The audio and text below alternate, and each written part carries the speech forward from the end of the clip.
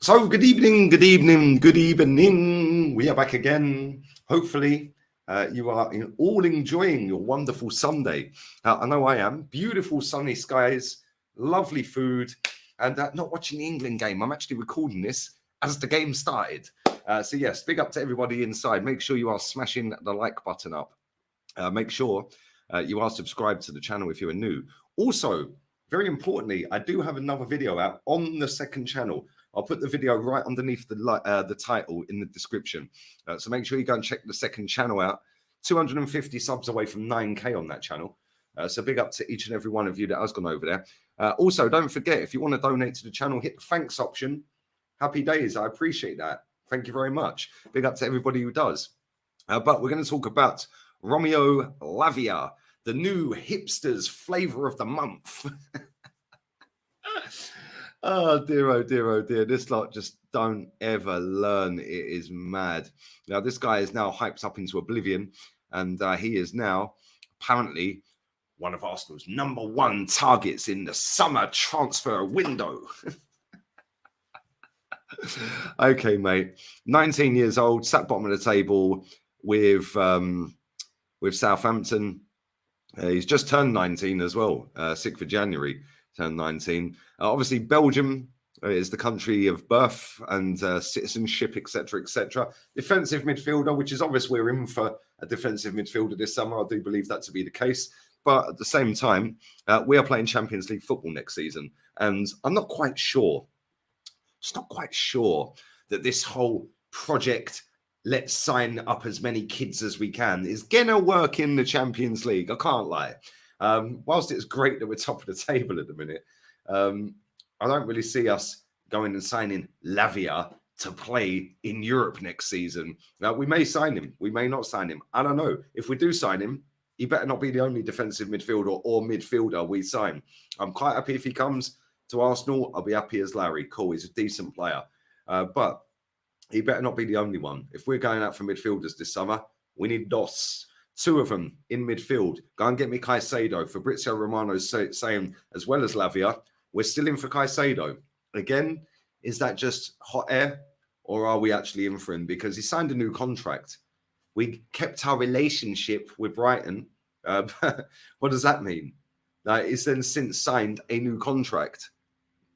And surely that means the price is going up, right? Longer terms, better terms, etc., etc. I would not be surprised one bit if he's now up to 100 million. But at the end of the day, Lavia is a decent player. The way I've seen our online fan base hyping this guy up is embarrassing. But they seem to love kids. Like, it's mad. This lot gas up anyone that's under a certain, he's 19. Okay, can he win me a Champions League? Can he win me a league title? Maybe in 5 years' time. He ain't doing it now, is he? He ain't going to do it next season. He don't also play for Arsenal right now.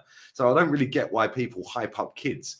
It's like, why don't you just hype up the best players that we can get? Why don't Arsenal go and sign him? Cool. But also go and sign a worldie. Go and sign me a worldie. Man United signed Casemiro. And everyone laughed. Well, nobody's laughing now, are they? That's the caliber of player we should be looking at. Go and look for world-class players. You get world-class output. It is not rocket science. This guy is going to cost, allegedly, about 50 million quid. Maybe even more. So it's kind of mad. I can't lie. Not only that, Man City have got a buyback option on him, which doesn't kick in until next summer. Not this one, the following summer.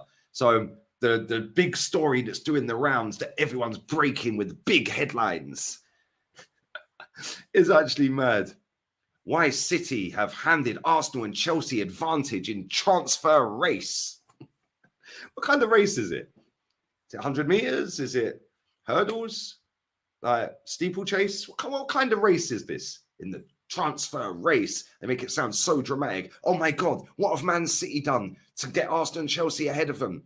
Oh, it's a player that came through Man City's academy that they sold to Southampton, but have a buyback option. But it don't kick in until 2024. How has that handed anyone an advantage? Because unless somebody bids for him, he ain't going anywhere. Like, the way these not dramatize everything is mad. At the end of the day, that is why I'm here, to undramatize it and give you an actual honest opinion of where it is. What we ain't even put a bid in for the guy.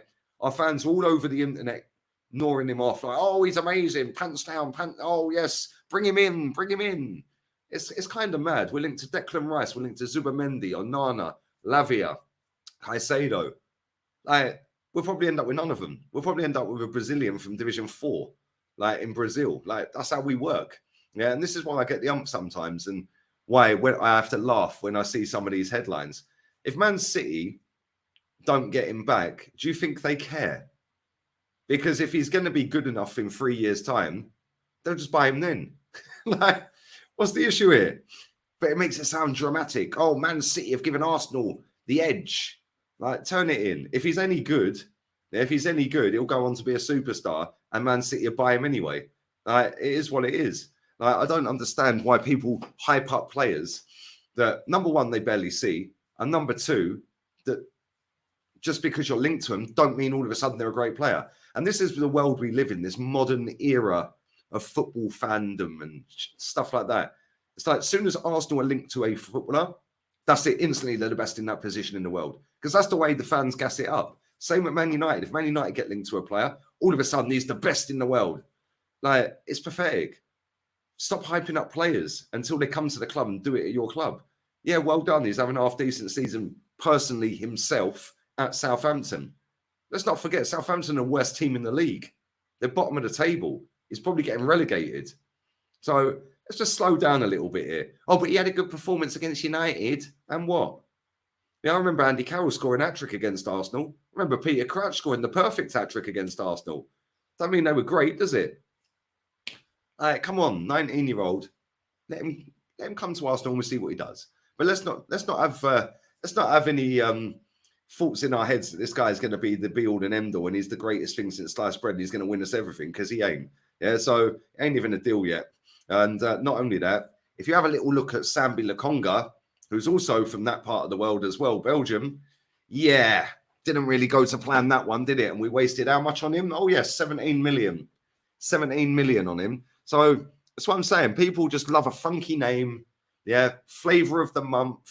Same with what's his name? What's the lad's name? It's gone. Nonto. Same with Nonto. Flavor of the month. Oh, it's fashionable. And again, it's 19-year-olds. What is the obsession with teenagers? Why are people on the internet obsessed with children? Like, real talk. They're obsessed with teenagers. Oh, but he's only 17. And can he win me a title? That's it. Is he any good? Will he start every week? Can he win me a title? That's it. Not, oh, but he's only 18. Who cares? I couldn't care less if he was 418. Can you win me a league? Yay, nay, or bollocks. It's as simple as that. And the funny thing about it is, this is only going to get worse. When you've got players like Garnacho, who's achieved absolutely nada in the game, been in the game literally minutes, hardly played any games, and has been gassed up into oblivion and got over 5 million followers on Instagram, you know it's all going to end in tears, didn't you? Yeah, it's all going to end in tears. Either he's going to get too big-headed and his career is going to flop, or people are going to realise that he ain't that good and and he's going to flop anyway. Either way, he's flopping. So stop hyping up players that you don't watch every single week and that have done nothing in the game. Stop doing it, man. Until these players actually achieve something at your club, then cool. And people are going to say, oh, but Garnacho won a League Cup. Well done. Fantastic. Absolutely brilliant. Yeah, Cleverson won a World Cup. What's your point? And on that bombshell, I'm getting out of here. I'm going to enjoy the rest of my Sunday. I'm going to go and have some chicken and some salad and a bit of potato. And we're all good, man. And life is good. I'll be back again tomorrow with Saeed on his channel, Saeed TV. Make sure you stick a thumbs up on this video.